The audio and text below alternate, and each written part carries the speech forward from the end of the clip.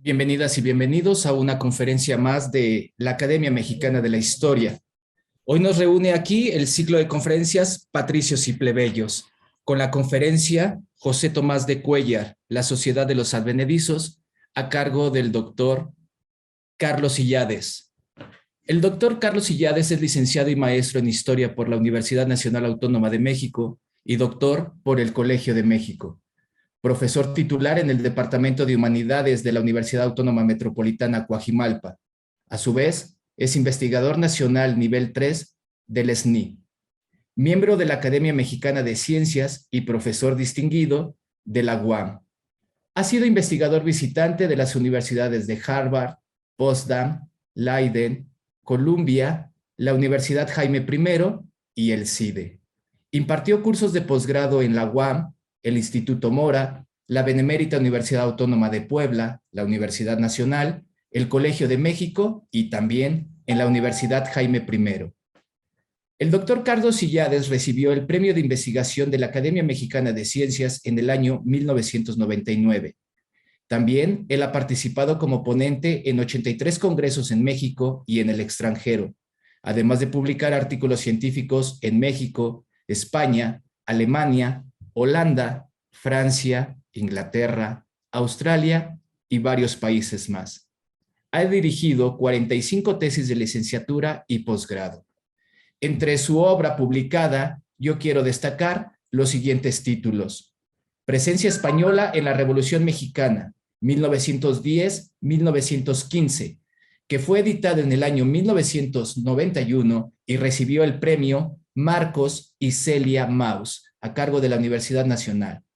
Otro título, Rodacanati y la formación del pensamiento socialista en México, edición del año 2002, que recibió el premio Edmundo O'Gorman, a cargo del INA. Otro título, Las otras ideas, estudios sobre el primer socialismo en México, 1850-1935, libro del año 2008 que recibió el premio Gastón García Cantú del Instituto Nacional de Estudios Históricos de las Revoluciones de México. Hay más obra del doctor Illades y yo quiero cerrar este apartado con En los márgenes de Rodacanati en México, 2019. Vuelta a la izquierda, la cuarta transformación en México, del despotismo oligárquico a la tiranía de la mayoría, del año 2020.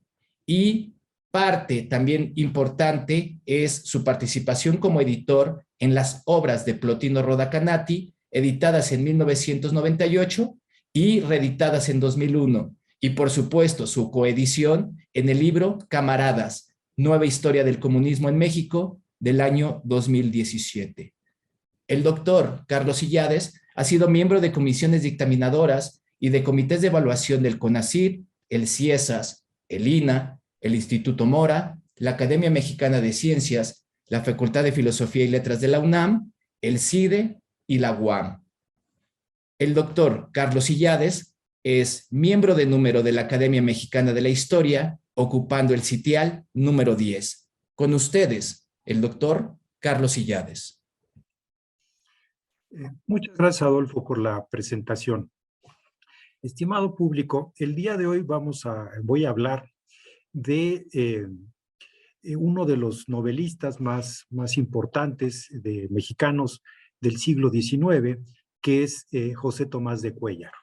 José Tomás de Cuéllar, un autor que le importaba mucho describir a las clases sociales, el ambiente de las ciudades, en las costumbres en la segunda mitad del siglo XIX. Antes de leer mi texto, quisiera expresar algunas ideas con respecto, pues, al contexto y sobre todo al contexto en términos de las ideas que había en la época en la cual escribe Cuéllar, esto es, en la segunda mitad del siglo XIX. En el siglo XIX se va imponiendo la llamada cultura burguesa en Occidente y en distintas partes del mundo, digamos, más allá de Occidente. o en lo que ahora llamamos el tercer mundo, por ejemplo, en México, esto también ocurre. Esta cultura burguesa, que hablaba obviamente de un tipo de sociedad y de sus valores, eh, tenía un conjunto de principios, de expectativas que ordenaban las conductas o pretendían hacerlo, las conductas sociales. Eh, en primer lugar, exaltaba la movilidad social.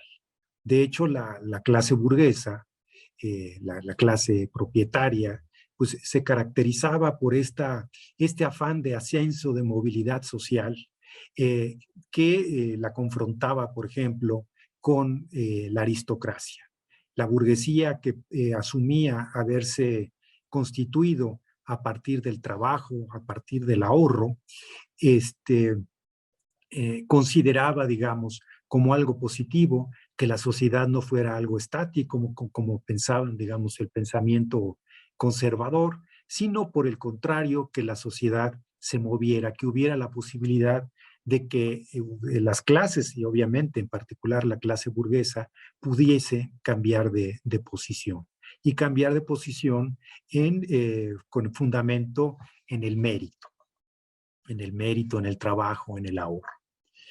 Eh, esta sociedad burguesa se opone a los valores aristocráticos, los valores basados en la cuna, en el origen, y confronta, opone lo que les acabo de señalar, estos valores distintos. Es partidaria esta cultura y sociedad burguesa de la contención,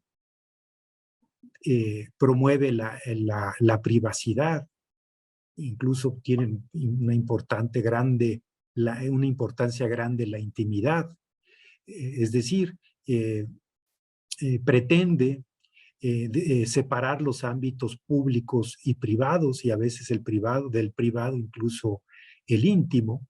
Por eso es tan común por ejemplo, en las novelas del siglo XIX, pues la redacción de diarios, bueno, las personas lo hacían y se manifiesta en las novelas, los diarios en los cuales pues las personas, particularmente de sexo femenino, anotaban lo que le parecía importante de su vida cotidiana. Entonces este espacio privado, incluso íntimo, también será importante. Decía que hay el trabajo es un valor que se considera supremo, bajo la presunción de que los que trabajan son los burgueses y los que no trabajan son los aristócratas. Los aristócratas viven sin trabajar, viven del trabajo ajeno, digamos, y los burgueses piensan que ellos son los que trabajan.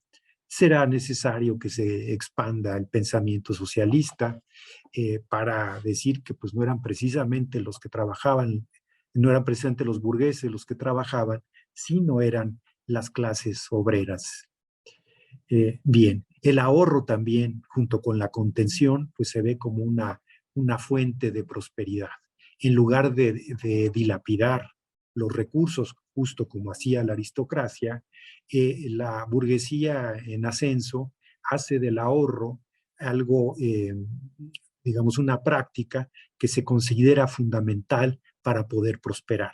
Esa idea, pues si ya lo vemos en el siglo XXI, con los múltiples casos que conocemos, pues ya se ha abandonado esa práctica o ese aspecto, digamos, de la cultura burguesa del siglo XIX, pero en el siglo XIX y toda parte del siglo XX esto era importante.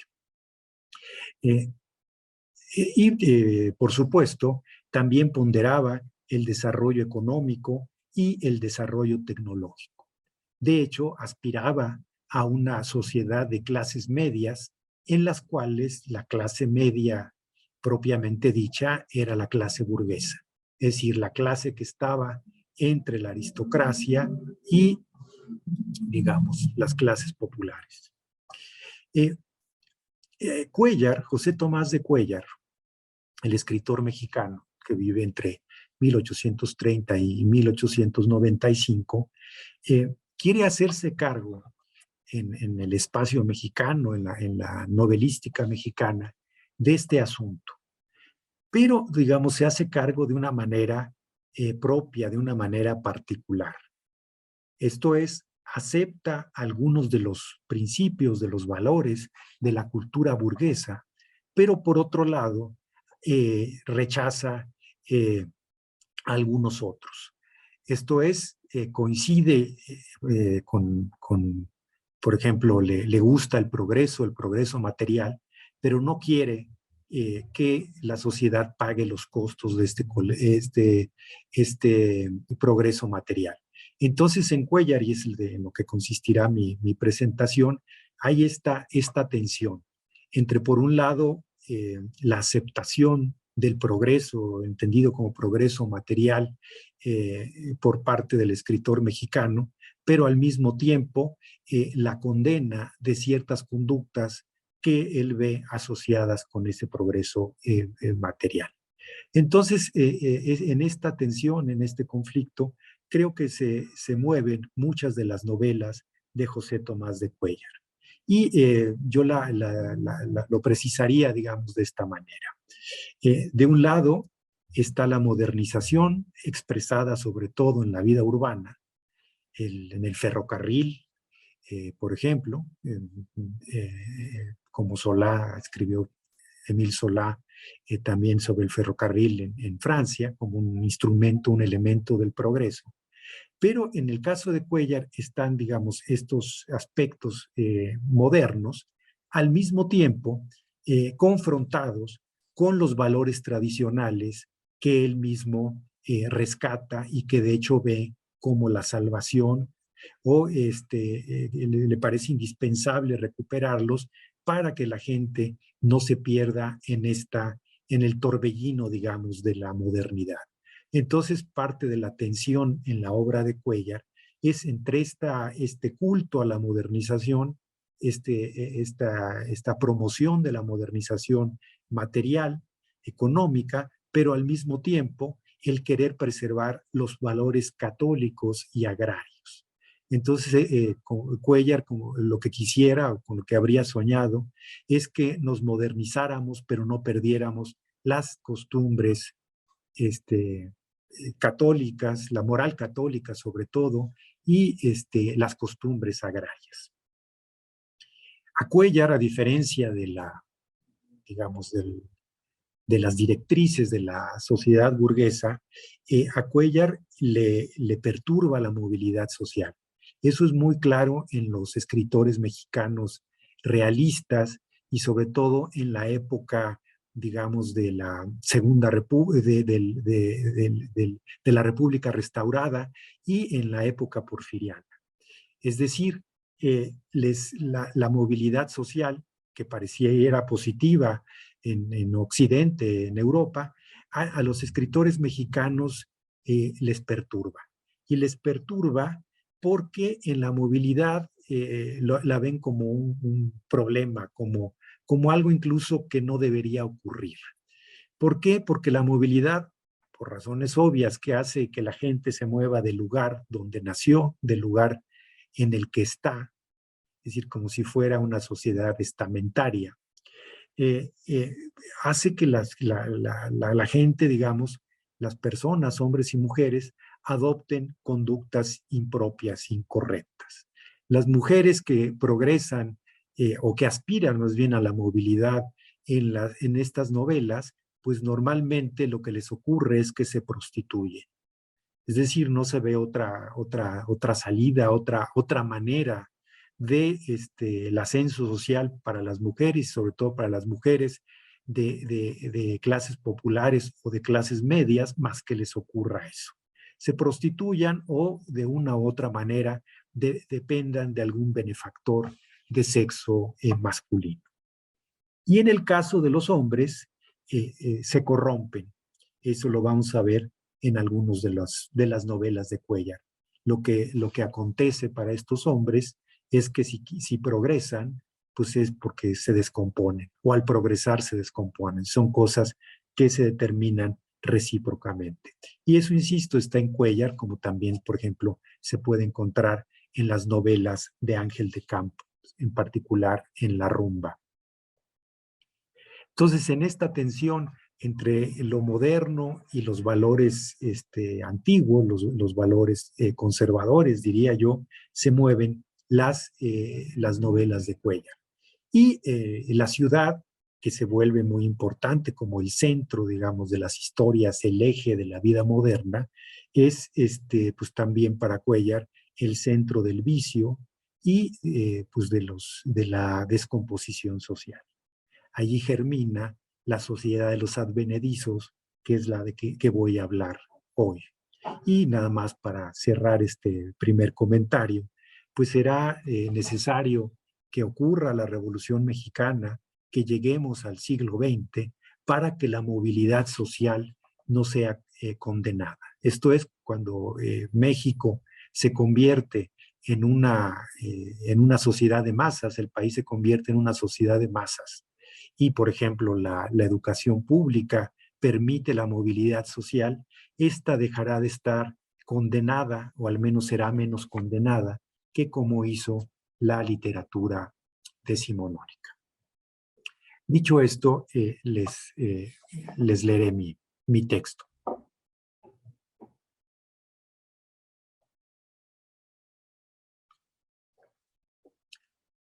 La novela mexicana comenzó con José Joaquín Fernández de Lizardi, ocupándose de la vida urbana, para posteriormente volver al campo el espacio de sus tramas. Si aquel era el territorio donde anidaban la pureza y la reserva de la mexicanidad, la ciudad depositaba los peligros representados por placeres y vicios, el lugar de asiento de las nuevas y siempre malas costumbres procedentes casi invariablemente de fuera. La estética realista se adentró en este mundo asistida por la luz eléctrica que permitía la circulación nocturna, detenerse en los cafés, las calles y los rincones. Con el desarrollo económico y el ferrocarril, aumentaron las migraciones a la Ciudad de México, desbordando su traza original. Crecieron los barrios periféricos y el centro resguardó a los comercios y talleres más importantes, además de las oficinas públicas y los espectáculos. Estos eran los saldos del progreso porfiriano, el cual había que encauzar desde la perspectiva moral del catolicismo para evitar el desbordamiento popular que históricamente tanto preocupó y preocupa a las élites mexicanas. Una modernización aceptada a la fuerza, o más precisamente, sin pagar sus costos, constituyó la ilusión de la época. Tras el optimismo histórico que caracterizó a los escritores románticos que vivieron la experiencia de las guerras de intervención y pugnaron por una literatura nacional, pensemos por ejemplo en Altamirano, la novelística de los lustros siguientes adoptó un tono pesimista. ¿Realmente estaba el país en condiciones de insertarse en un mundo donde las naciones desarrolladas llevaban por lo menos 100 años de haber iniciado el despegue? De entrada, conseguir esto se veía difícil y distante. Antes ya, los viajeros extranjeros habían apuntado hacia el problema que les parecía fundamental. México era una nación rica, como adelantó Humboldt, pero tenía una población incapaz de explotar las ventajas con que lo había dotado la naturaleza. Hombres dados al sentimiento más que a la razón, ignorantes y poco industriosos, seguramente flojos por vivir en climas tropicales, afables, sociables y violentos, constituían la deficiente materia prima de la que había que partir. Con la irrupción de la estética realista, las motivaciones de los personajes comenzaron a rastrearse en la sociedad y no en la historia como hizo el romanticismo, modificando lo que Raymond Williams llamó la estructura de sentimiento. Esto es, la manera como la narrativa literaria respondía a los cambios en la organización social. José Tomás de Cuéllar, conocido también como Facundo, vio el conflicto que atravesaba la sociedad como una disputa entre los valores tradicionales y las costumbres introducidas por las élites urbanas.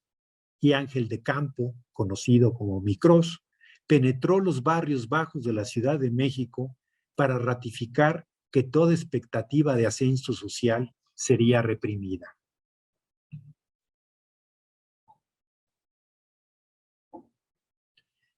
Cuéllar adoptó la perspectiva externa del observador, buscando instrumentos para diseccionar la realidad, tipologías para entenderla, y una vez sometida a este proceso analítico, dejar en manos del lector la responsabilidad de modificarla. Medio siglo después de Fernández de Lizardi, conservó Cuéllar el carácter moralizador de la literatura, pero también se experimentó un cambio al incorporar elementos sociales para explicar las conductas negativas. Las positivas no parecieron inspirarle el mayor interés porque no había necesidad de corregirlas. En sus novelas, las de Cuéllar, estuvieron ausentes los ejemplos edificantes del romanticismo. Ni estos ni tampoco la lucha entre el bien y el mal constituyeron más las coordenadas fundamentales de la trama. Este rescate de la dimensión social lo indujeron, a convertir a sus personajes en tipos, diluyendo su individualidad en colectivos clasificables. Sin embargo, los tipos constituidos por el novelista no fueron los heredados del costumbrismo, dado que las distinciones entre ellos no derivaban únicamente de la cultura, sino también de la posición social.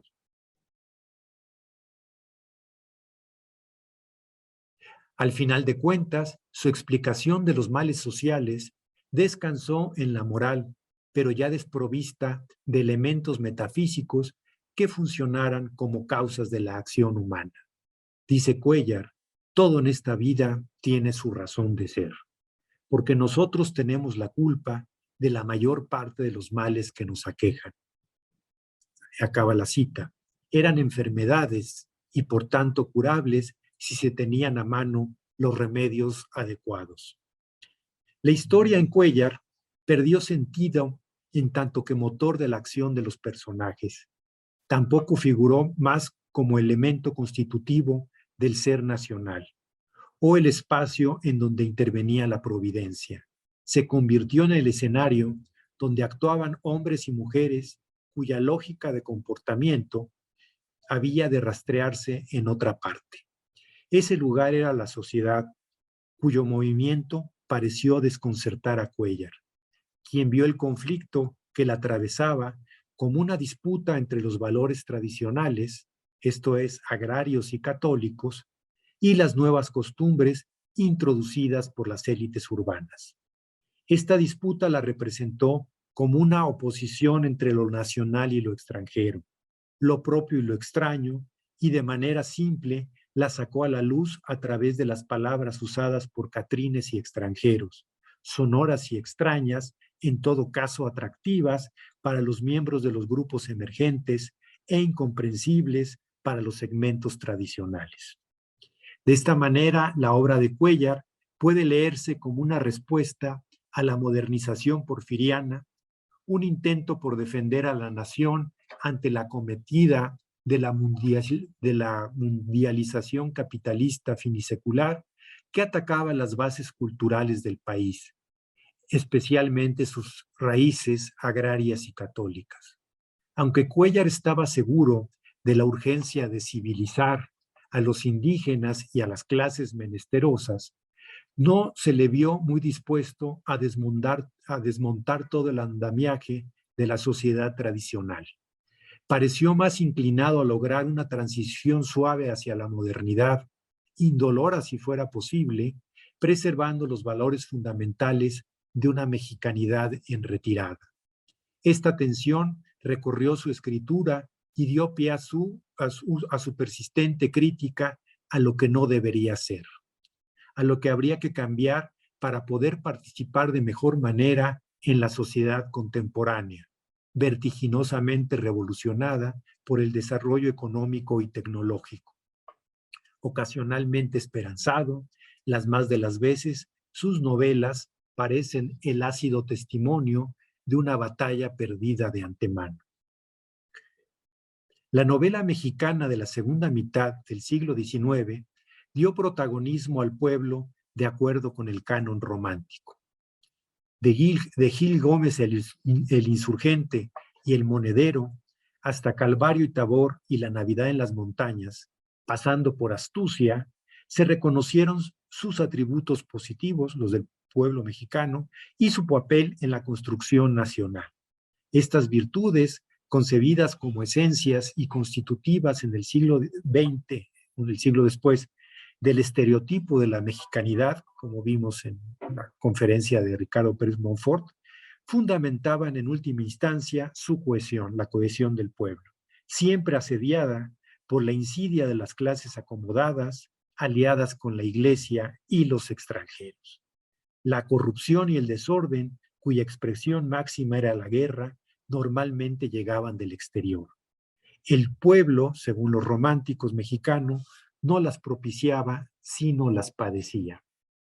El romanticismo hizo del campo territorio literario a donde sus personajes retornaban para realizar sus sueños societarios, por ejemplo, en El Monedero de Nicolás Pizarro, o de donde nunca salían porque allí residía la esencia de la nacionalidad, en Astucia de Inclán.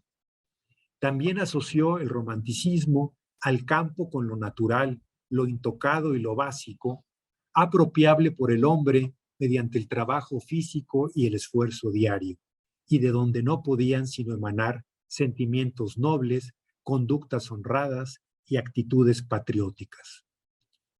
Un halo místico rodeaba a la naturaleza imponente, misteriosa y llena de signos de El comerciante en perlas, novela de 1871, la novela perdida porque se redescubrió o la redescubrió en el siglo XX Luis Mario Schneider, la novela perdida de Cuéllar.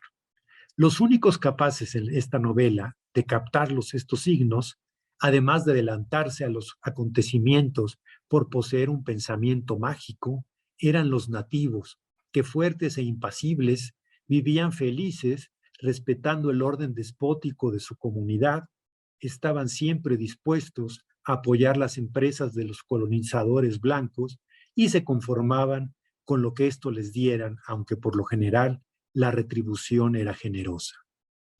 Cito, el indio volvió hacia Eduardo Mercier, francés, con el aire triunfal del hombre de la naturaleza que no da valor más que a la naturaleza, a la fuerza, a la sagacidad, a los sentidos más o menos desenvueltos con la vida libre del salvaje, y la necesidad que tienen todos los días de ejercitar esas facultades físicas. Obviamente las intelectuales no le correspondían al indígena desde esta perspectiva.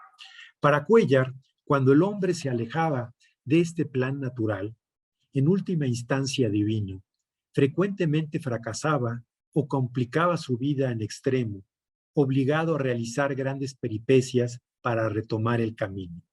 El libre albedrío continuamente lo llevaba a errar, porque en aras del menor esfuerzo o de la riqueza fácil, buscaba los atajos. Los mariditos, novela también de Cuéllar, publicada en 1890, trazaron un paralelo entre el ser racional y la bestia, dentro de la cual las decisiones del primero, del ser racional, paradójicamente eran las peores porque atentaban contra el instinto de conservación que regía el comportamiento del animal. Dice Cuéllar, los leones hacen al pie de la letra todo lo que deben hacer, mientras que los hombres realizan todo género de barbaridades. Acaba la cita. En el último de sus viajes a la bahía de la Perla Negra en El Salvador, en el país El Salvador. A Mercier, el personaje del comerciante en perlas, lo traiciona la tripulación del barco, que lo abandona a su suerte y lo da por muerto. En medio de la soledad más absoluta, rodeado de animales y plantas silvestres, el joven Galo volvió a la condición originaria del hombre, convirtiéndose en un salvaje, un Robinson. De alguna manera, lo purificó el contacto directo con la naturaleza.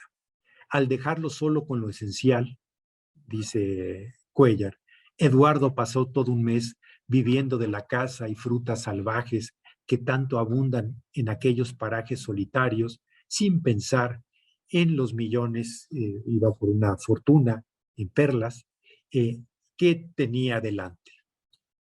Acaba la cita. Ocurrido esto, Eduardo quedó en condición de amar a la Dulce María.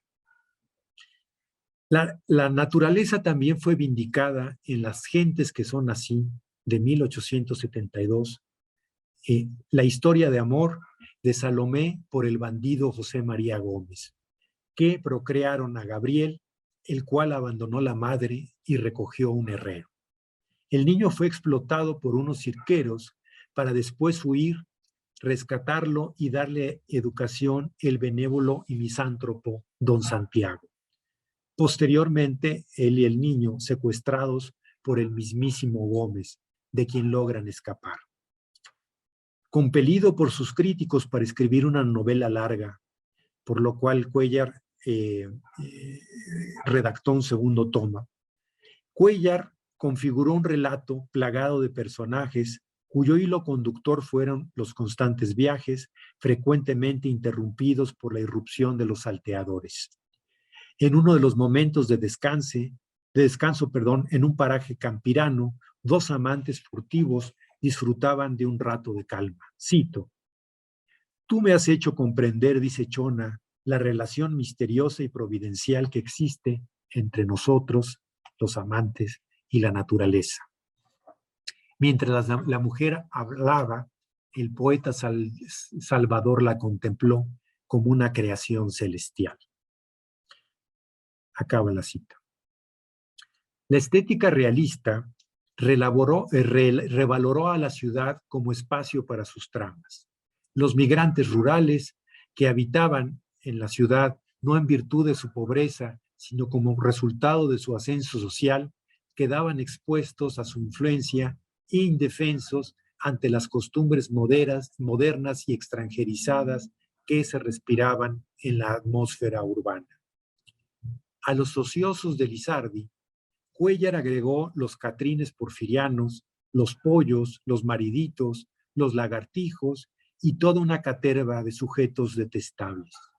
La Ciudad de México, con su aproximadamente 324,000 almas, se alzaría entonces ya no como el lugar en donde culminaban las victorias de la patria, sino como síntesis de la descomposición de la vida social, pues el malvado de la ciudad era, según Cuéllar, el de la peor especie, el más incorregible y el más sustancialmente depravado.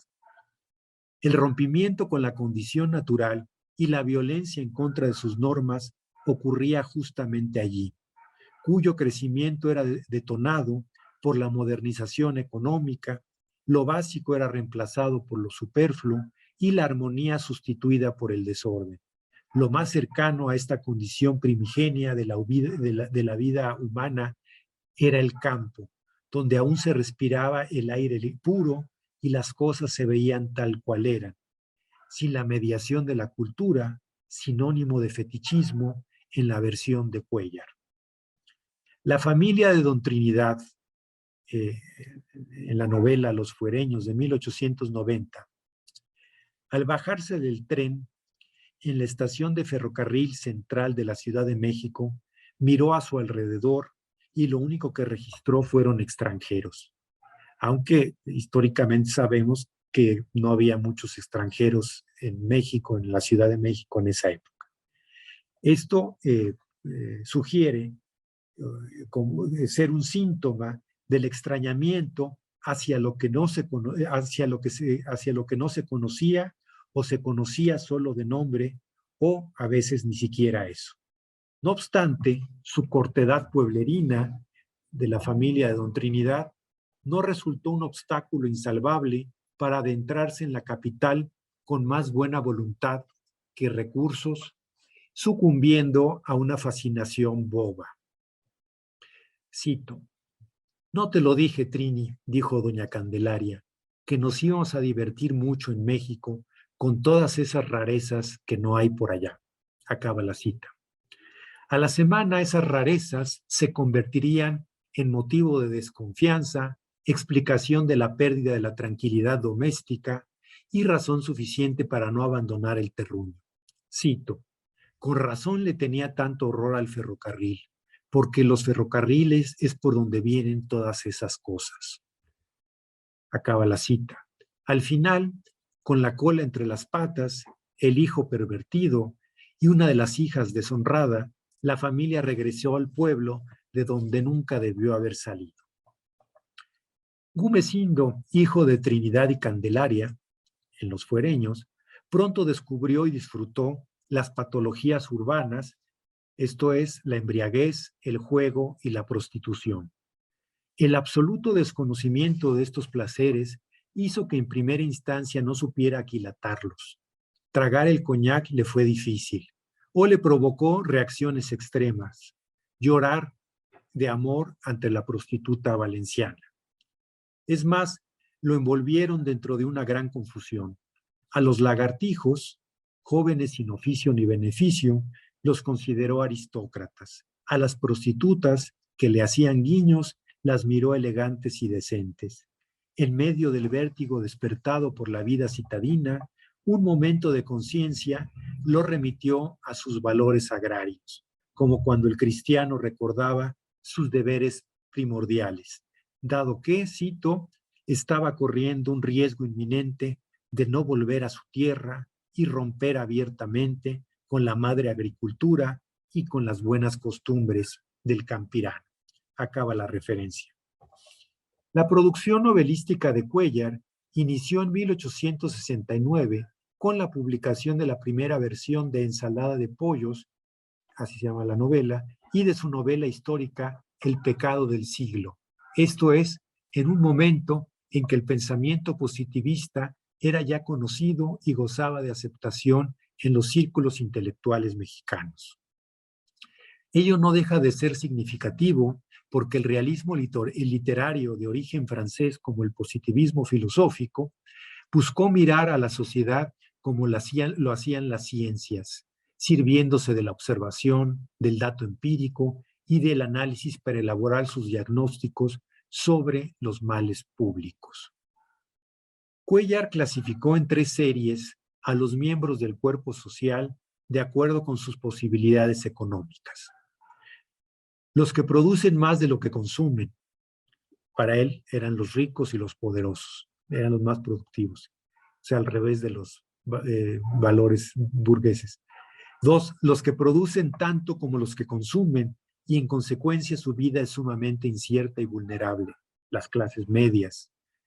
Y 3, los que consumen más que lo que producen, estos son proletarios, delincuentes, léperos, mariditos y la mayor parte de las mujeres.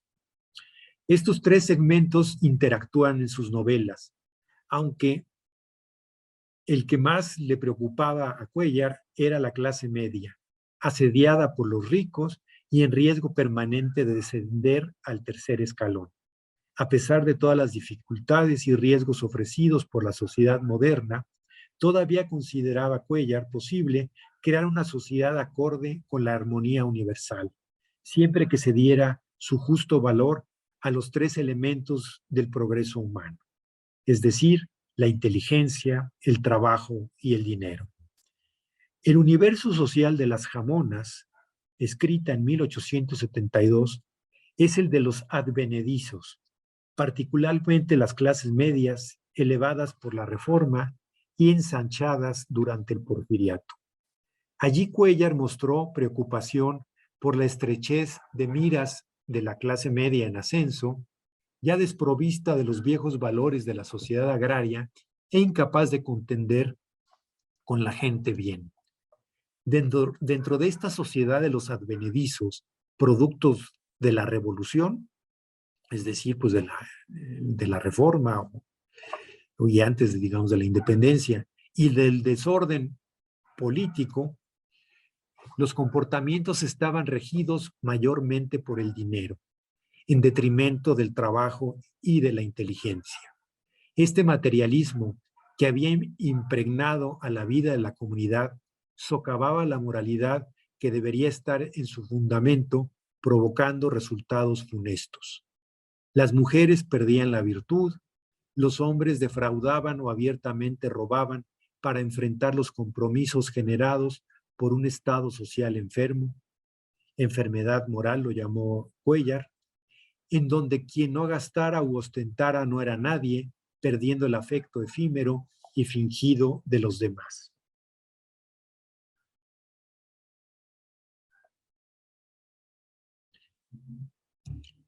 Cuéllar exhibió a los beneficiarios de las guerras civiles, quienes, con el ropaje de héroes, medraban hasta donde podían en las arcas del erario.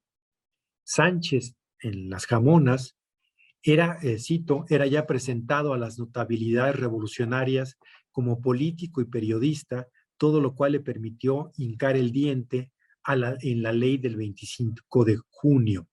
Esto es la de desamortización de los bienes de las corporaciones, volviéndose propietario. Gómez, personaje de las gentes que son así, había conseguido todo lo que tenía en nombre de la sagrada causa.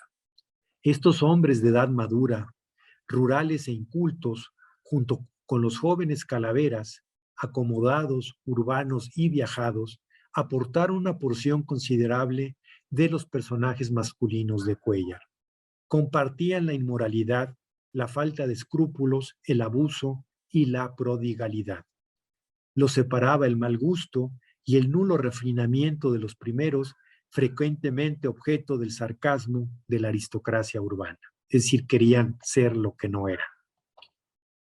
El bello sexo no escapó a la mordacidad de Cuéllar, poseyendo también la doble vertiente de los advenedizos. Las muchachas de provincia que ascendían socialmente gracias a su belleza y a la suerte de encontrarse con algún galán que las vista y les dé lo que merecen. Y las jóvenes extranjeras que, hermosas y pragmáticas de mundo, vivían también de ellos. Aquellas, las provincianas, con los años, se convertían en las jamonas, mujeres de buen ver que habían entrado a la madurez, dice Cuéllar, en la segunda edad, en el legítimo estío, en la sazón, en el punto. Acaba la cita. Cada cual llevaba su juego, todos se engañaban entre sí, pero salían peor librados los provincianos que habían experimentado la movilidad social. Subían para después descender a un escaño inferior al que originalmente tenían. Los otros, los extranjeros o extranjeras más sofisticados y experimentados, se las arreglaban para eludir las consecuencias, continuar viviendo cómodamente sin trabajar y listos para caer a los incautos o los advenedizos en su caso. Baile y Cochino, novela de 1885, mostró una sociedad compleja donde no había una clara distinción entre buenos y malos, el amor estaba confundido con la sensualidad y la trama de la vida colectiva la conformaban los pequeños intereses de los diversos personajes representativos de toda la escala social. No había héroes ni causas patrióticas que merecían lucharse, nadie fincaba su prestigio apelando a las guerras de liberación contra estadounidenses y franceses, ni siquiera los militares, y en el mejor de los casos se esgrimían como blasones las influencias dentro del gobierno. Cuéllar se aproxima a la cultura popular despojado de la perspectiva romántica que encontraba en el pueblo conductas positivas: abnegación, entrega al trabajo, solidaridad, amor a la patria, y una disposición natural a mejorar. El pueblo no era para Cuéllar ya más que una masa informe, deseosa únicamente de comer hasta hartarse, beber hasta perder la conciencia y enamorar a alguna de las codiciadas machucas, unas muchachas, pruebas vivientes de hasta dónde hemos llegado.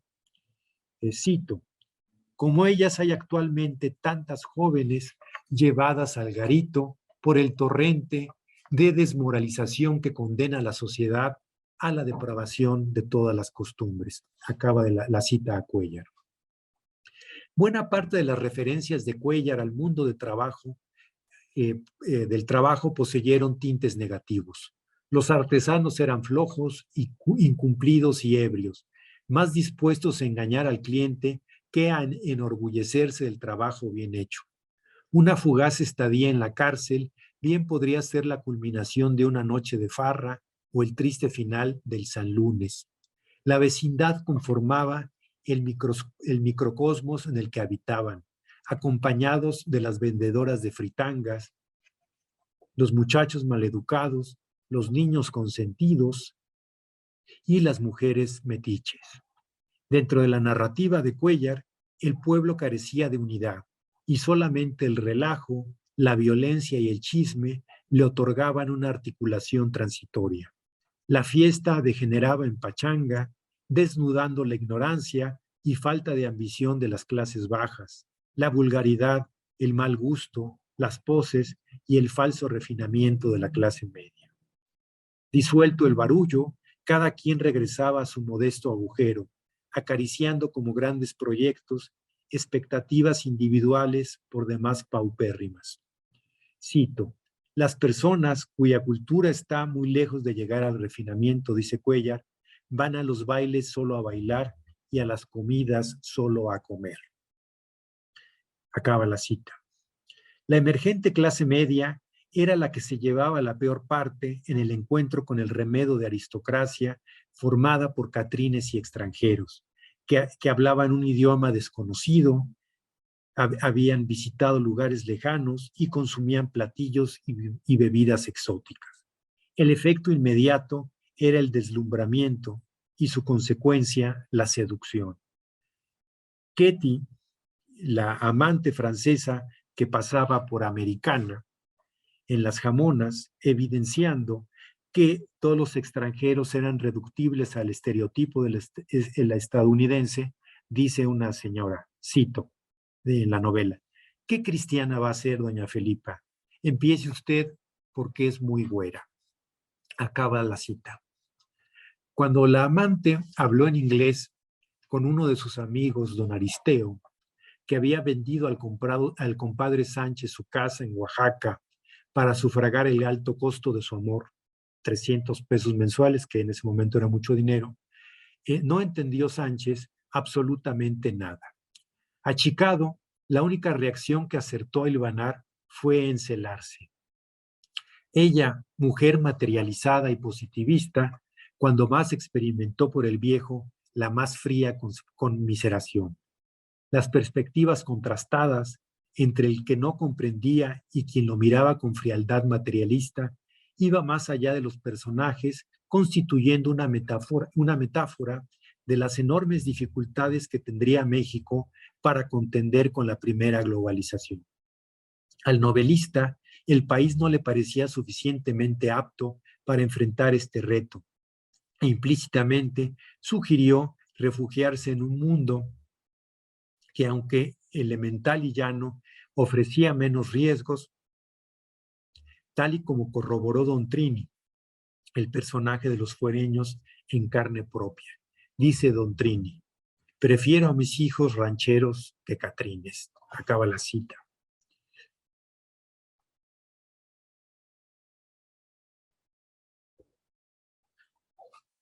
Si bien Cuéllar rescató los valores tradicionales y católicos, se burló de la mochería y de la relación estrecha entre las madres de familia y los curas. Es más, notó que existía contradicción entre los principios liberales y la religión. Esto salió a la luz en la investigación que doña Rosarito, un personaje de historia de Chucho el Ninfo, novela de 1871, investigación que doña Rosarito encomendó al oportunista Pérez, con el fin de confirmar que el pretendiente de su hija Mercedes, Carlos, era un comecuras, liberal y demócrata. El padre Martínez, su confesor, consideró que era suficiente con encontrar algún libro de Voltaire en su biblioteca, cosa que efectivamente ocurrió, aunque no bastó para cancelar el matrimonio. La mamá de Otilia dijo del novio poeta de la hija en la Nochebuena de 1882, es hereje. La instrucción pública era la responsable de inculcar estas ideas porque enseñaba a los muchachos, cito, a herejes y liberales.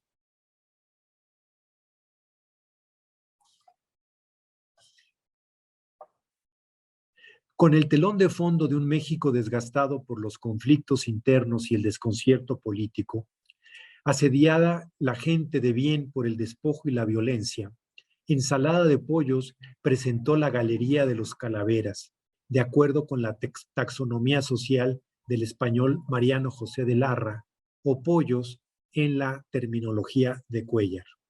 Todos jóvenes citadinos, frívolos, bebedores, fumadores, blasfemos, gastados, cito, en la inmoralidad y en las malas costumbres.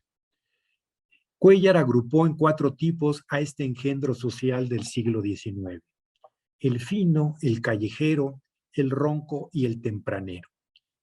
El fino, perteneciente al mundo de las personas decentes, que el autor miraba con desprecio, era producto de la unión, cito, entre gallina mocha y rica y gallo de pelea, ocioso, inútil y corrompido por razón de su riqueza. Acaba la cita. El callejero era bastardo o carecía de madre y seguramente había sido procreado, dice Cuéllar, por reformistas, tribunos, héroes, matones y descreídos, que de puros liberales no les ha quedado cara para persinarse. El ronco era un subtipo del callejero y el tempranero una corrupción de los otros 3. Con un material humano como ese, el futuro del país estaba en peligro, dice Cuéllar, o se pregunta Cuéllar. ¿Esta es la sociedad? ¿Así son todos? ¿A dónde vamos a parar? ¿En qué época vivimos? Y el amor y la fe y las virtudes, todas dónde se han refugiado. ¿Qué realismo es ese tan espantoso? Acaba la pregunta de Cuéllar, las preguntas de Cuéllar.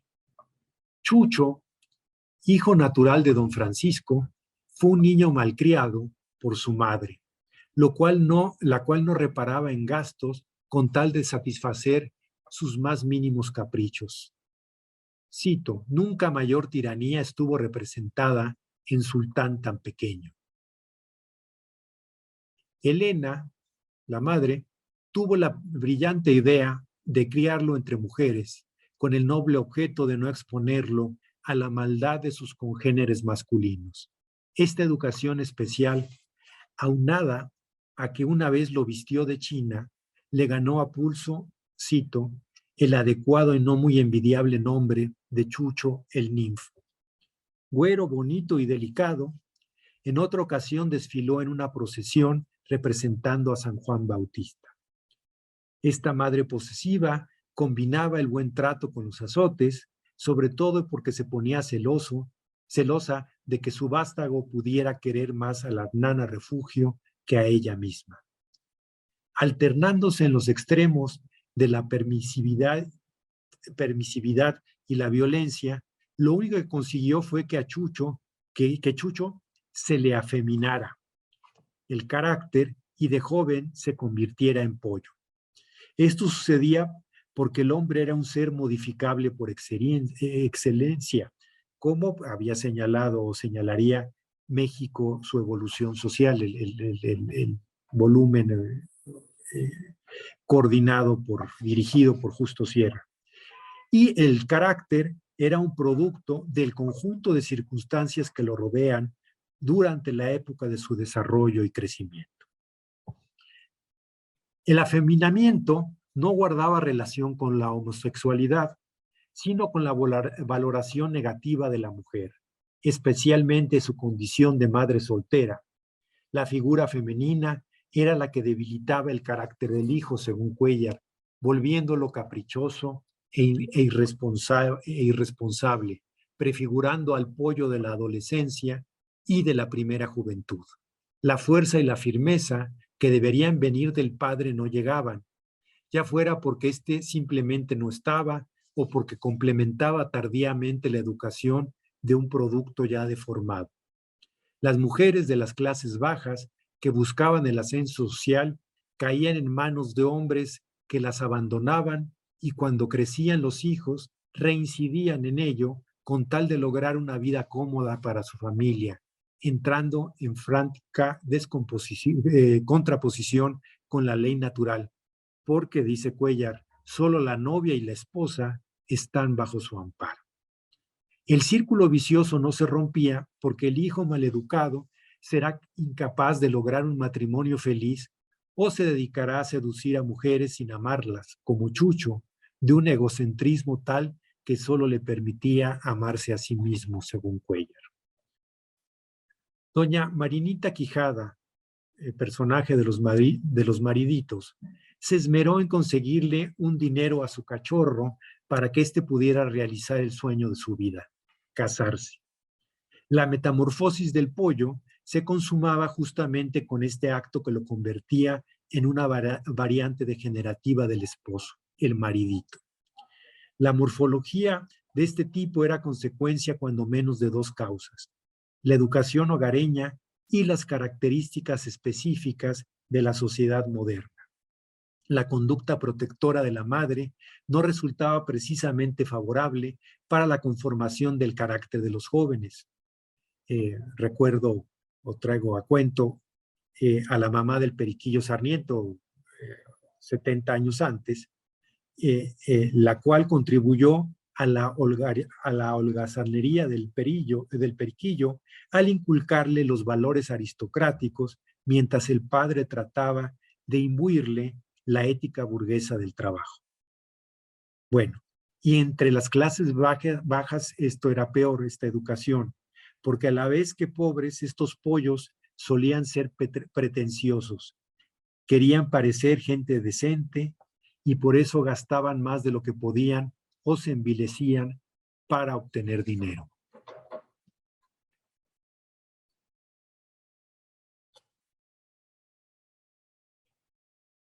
Estos jóvenes de la ciudad capital se refugiaban en el alcohol para eludir los problemas y las obligaciones cotidianas. El novelista enfocó el fenómeno de la misma manera que haría con otras patologías. La raíz estaba en la mala educación del mexicano, incapaz de enfrentar racionalmente sus expectativas. Los proyectos siempre rebasaban a la realidad, de tal manera que medios y fines tenían un desencuentro perpetuo, el trecho que separaba a las cuentas tristes de las cuentas alegres. Ernesto, otro de sus personajes, pasó una noche de juerga con su amigo el zapatero después de un altercado con su prometida. Sánchez, como todas las almas débiles, los cobardes y los criminales, propendía a este embrutecimiento, cito, para probar si entre las luces perennes que se apagan en el alcohol la conciencia siquiera se adormece. Acaba la cita.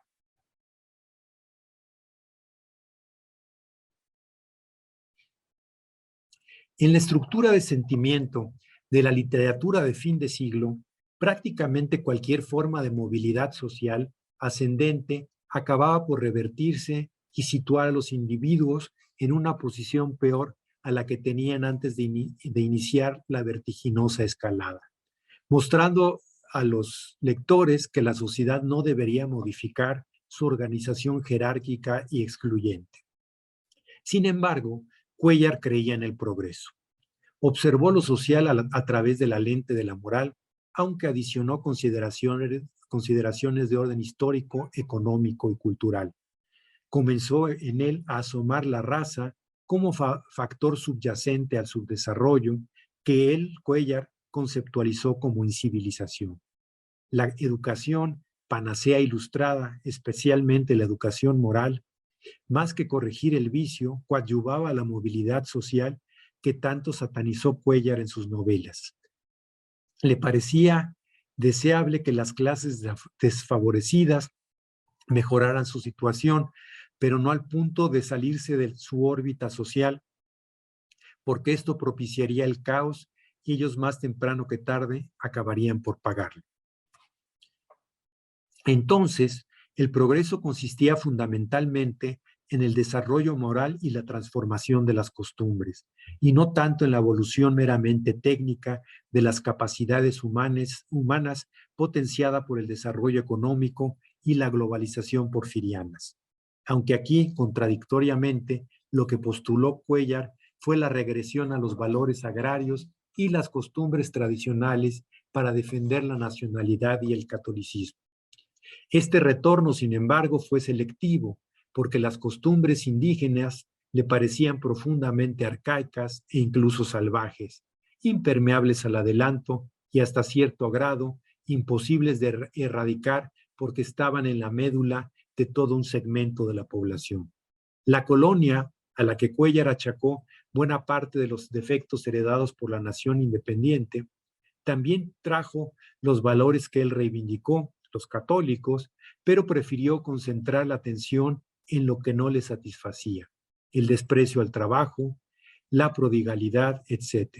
Los conflictos armados y el desorden político del siglo antepasado acabaron por ensombrecer el panorama del país y dieron lugar a las patologías sociales que quiso extirpar: el pauperismo, la embriaguez, la prostitución, el agiotismo. Y sobre todo fueron el caldo de cultivo de los tipos sociales que le repugnaban: el pollo, la jamona, el maridito, todos ellos producto de una educación defectuosa y de los antivalores que germinaban en el propio hogar.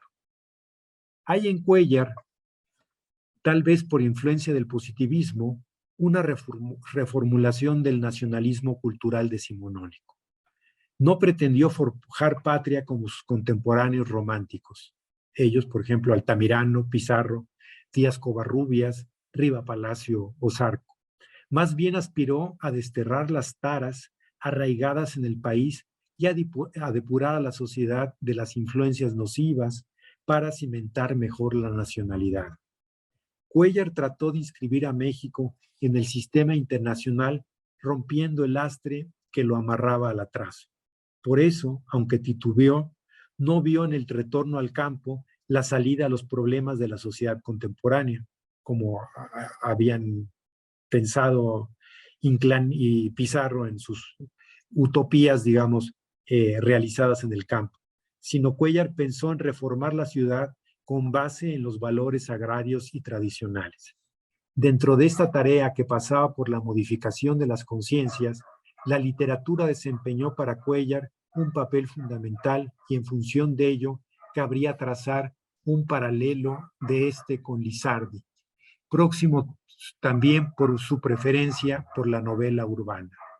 No deja de ser curioso, sin embargo, que en el siglo XIX, cuando se rindió culto al ascenso de la burguesía y en el que el liberalismo soñó formar una sociedad de pequeños propietarios, la escritura de Cuéllar haya ido dirigida precisamente a desnudar sus defectos, como si se tratara de la revancha del México rural, el de los hacendados y los campesinos, contra el México urbano, el de los burgueses, los profesionistas, los trabajadores y también el de las lacras sociales. Anacrónico, Cuéllar, porque quería modernizar la sociedad con los viejos actores, avanzar con los valores añejos y convencer al lector de que estaba en lo cierto. Moderno, también porque no veía otra posibilidad más que avanzar en esa dirección, proscribiendo cualquier repliegue. Muchas gracias. Muchas gracias al doctor Carlos Illades por la conferencia de hoy en el ciclo Patricios y Plebeyos. Y doctor Illades, en este momento ya estamos recibiendo algunas preguntas. Se las estoy mandando a usted en este momento para que el público externe las dudas y por supuesto usted tenga bien en resolverlas. Ahí ha llegado la primera, conteste esta y sucesivamente le enviaré las posteriores. Y claro, invitamos a todo el público de la Academia Mexicana de la Historia a que utilice este espacio. Atento estamos a sus preguntas. El profesor Rodolfo Ortega, desde Cuernavaca. Con la afamada obra Los... A ver, un segundo. Ya se mueve. Con la afamada obra Los Mexicanos, pintados por sí mismos, de varios autores, y en que en su momento se trató de entregas publicadas por el periódico del siglo XIX, concretamente, a ver, se volvió... publicada por el periódico del siglo XIX en entregas. Concretamente le pregunto a usted, ¿estamos frente a una visión opuesta a la vista, por José Tomás de Cuéllar? Yo pienso que no. Lo que pasa es que los mexicanos pintados por sí mismos, más bien tiene el perfil costumbrista.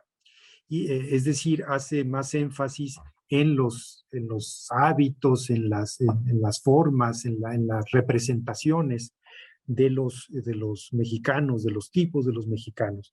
En cambio, en Cuéllar ya vemos un intento de, si bien es cierto, se siguen empleando tipologías, pero ya no anclados en el costumbrismo, sino en lo que él percibe como una lógica de funcionamiento de la sociedad. Y esta lógica del funcionamiento de la sociedad, según Cuéllar, pues conlleva este cambio de hábitos, confrontaciones, esta posibilidad que siempre reprime acerca de la movilidad social o los cambios de conducta. Entonces, yo creo que la diferencia residiría no tanto en lo que se dice, sino en el enfoque, en la perspectiva. En el caso de Cuéllar, pues ya es un intento, digamos, de explicación de lo social. Es decir, algo que tiene una dinámica propia y que, bueno, puede tener elementos de la moral, elementos religiosos, elementos los que fueren, pero la sociedad, por un lado, existe y por otro lado, tiene una lógica de funcionamiento que el novelista Cuéllar pretende desentrañar. Entonces creo que es más bien un asunto de perspectiva, de manera como abordar el problema más que una diferencia, digamos, en lo descrito, pues.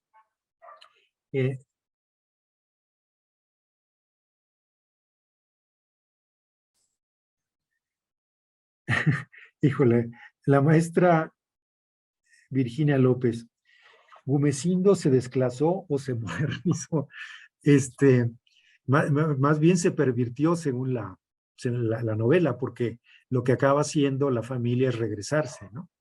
Entonces, quizás si se hubiera quedado en la ciudad, que era el objetivo de la familia, se habría modernizado, quizá a la fuerza, pero lo que acaba haciendo la familia es regresarse. La pareja, los padres, pues se vuelven a subir al ferrocarril y regresan a los hijos antes de que se descompongan. Es decir, que el hijo pretenda volverse un Catrín sin tener, digamos, las herramientas para ser un Catrín, y de otro lado, pues que la hija, pues digamos, no siga pervirtiéndose. Entonces, yo creo que no, ni se desclasó, ni se modernizó, sino se reagrarizó o volvió al campo justo para no acabar perdiendo esta esencia pura que sí se pensaba en el siglo XIX, y bueno, quizá todavía en el siglo XXI, pero en el XIX era muy claro que era como el lugar de asiento no solo de los buenos valores, sino también del asiento de la mexicanidad. Esto se ve no en las novelas de Cuéllar, sino sobre todo en las novelas románticas. Piensen, por ejemplo, en La Navidad en las Montañas o en El monedero de Nicolás Pizarro, la novela en las montañas de Altamirano, o El monedero de Pizarro, donde en el campo o en Astucia de Inclán, donde digamos, la esencia de la mexicanidad está en el México rural, en el México agrario. Entonces no solo están esta pureza que tiene que ver con el contacto con la naturaleza, sino también esta pureza en la medida en que los hombres y mujeres no se han corrompido por la vida civilizada, la vida moderna de las ciudades. Entonces, el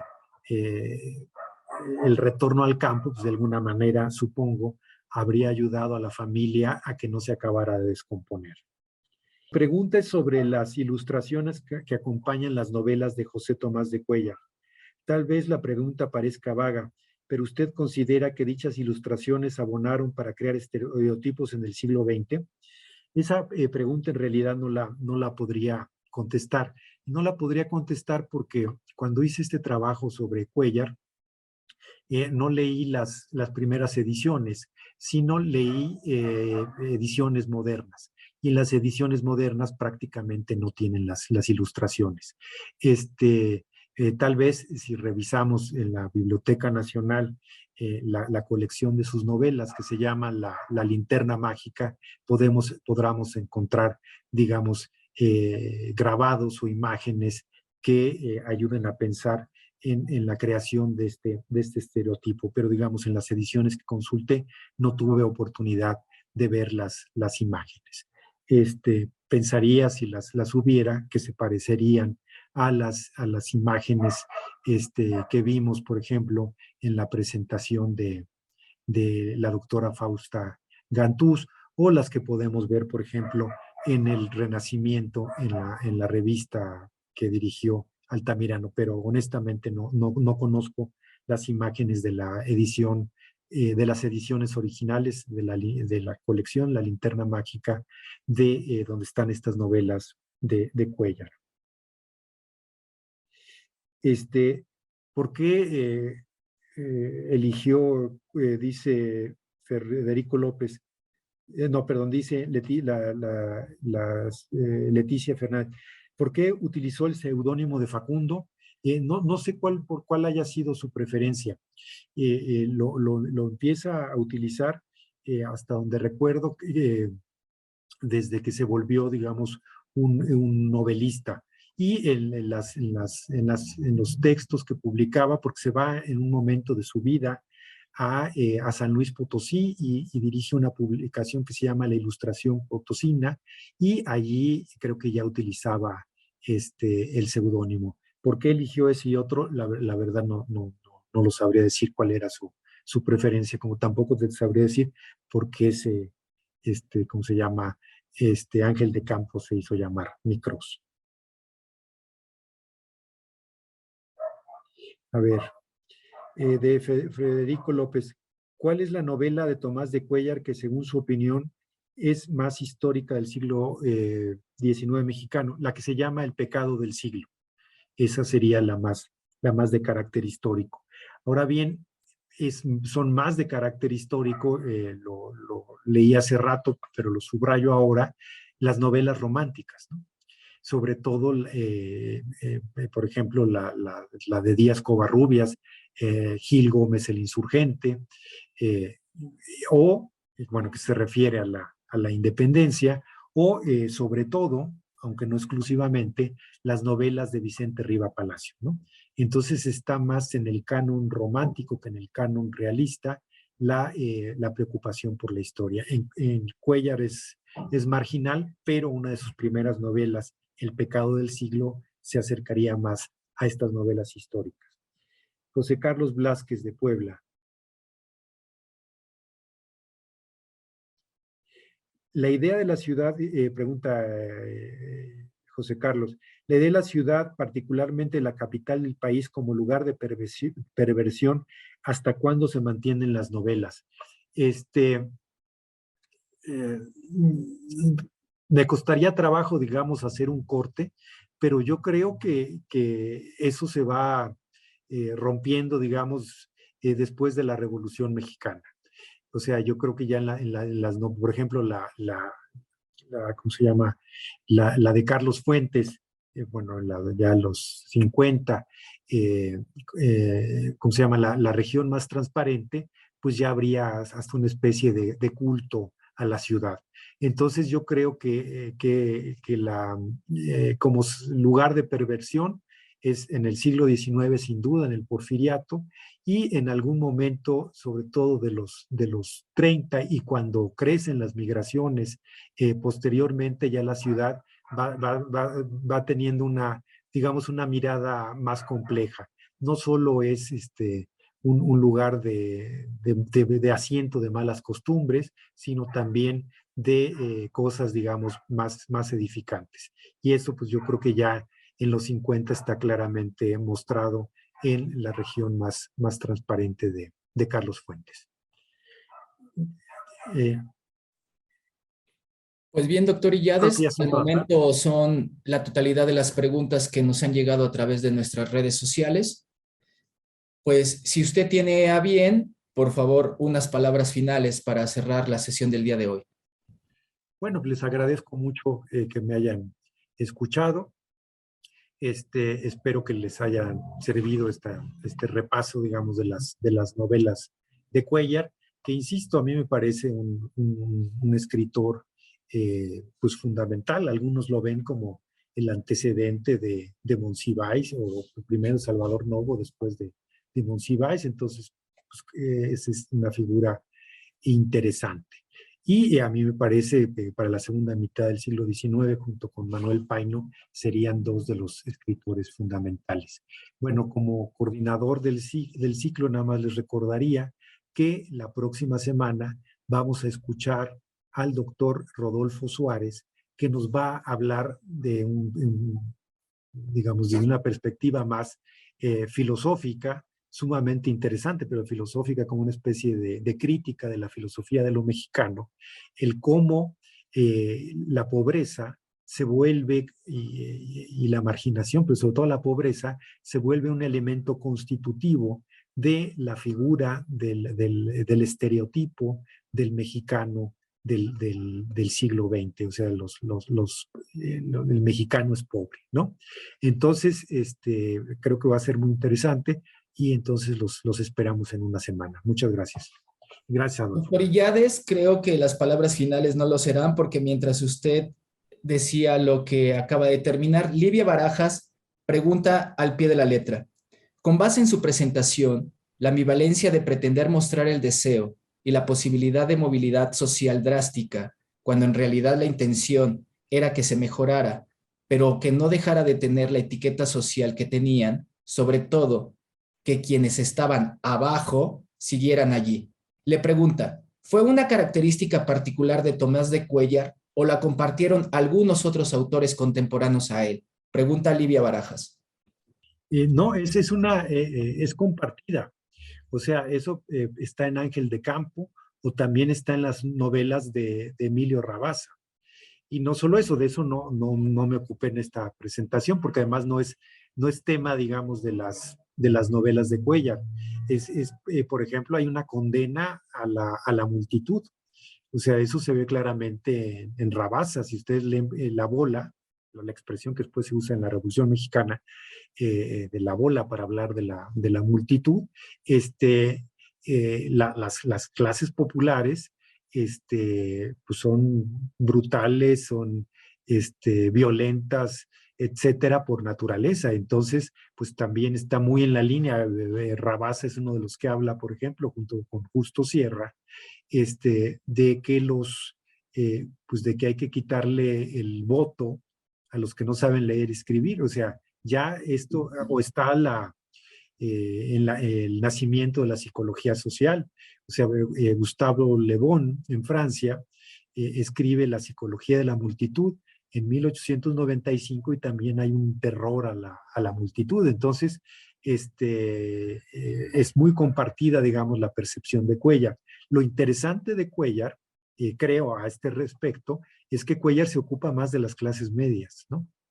Entonces, las clases, pues que eran como las clases en ascenso en el mundo, con lo que empezó la conferencia, en el mundo decimonónico, digamos, eran como el futuro de la humanidad, las clases pujantes, etcétera. Pues en Cuéllar, pues sí le gusta el progreso, pero no le gusta la descomposición moral que él cree que viene asociada con el progreso. Entonces las condena, ¿no? Y esas percepciones pues siguen hasta el siglo XX, yo diría hasta el siglo XXI. Y se podría ser objeto de otra presentación, pero como se van definiendo las clases, y sobre todo las clases populares en el siglo XIX mexicano, y sobre todo el porfiriato, pues es una visión que llega todavía hasta el siglo XXI. Y volviendo a esto que preguntaba hace rato sobre la depravación, el otro día publicó el Universal pues a veces incluye como eh, extractos, digamos, de publicaciones del periódico pues, que tiene más de 100 años de otras épocas, ¿no? Entonces publicó una noticia que me llamó mucho la atención porque es bastante simpática. Bueno, ahora, supongo que el 71 era escandaloso. En 1971, es decir, pues 100 años después de Cuéllar, o de Ensalada de Pollos, por ejemplo, de Historia del Chucho del Ninfo, de una fiesta en las lomas. Entonces, el título de la nota era algo así como fiesta de hippies en las lomas, pues muestra como la depravación, la degeneración,